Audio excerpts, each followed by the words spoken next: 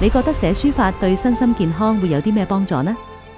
一個人咧好科學嘅，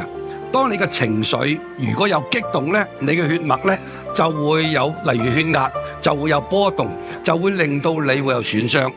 但係如果你能夠心平氣和，集中精神做有益嘅嘢，咁寫書法亦都一樣道理。我就冇運動嘅，但係我寫書法咧，開頭人哋我都唔相信，哇！寫書法會出汗㗎喎。唔到你唔信，因為你嘅精神係能夠好平和、好集中去做一樣嘢嘅情況底下咧，你嘅血脈同你嘅心境嘅舒暢，咁呢啲對你都完全係有益嘅。咁當你能夠有一個真正嘅體會嘅話，咁凡事都係一樣，你都係做一樣嘢，而能夠做一樣既有益於自己，又對社會有幫助嘅，又何樂而不為呢？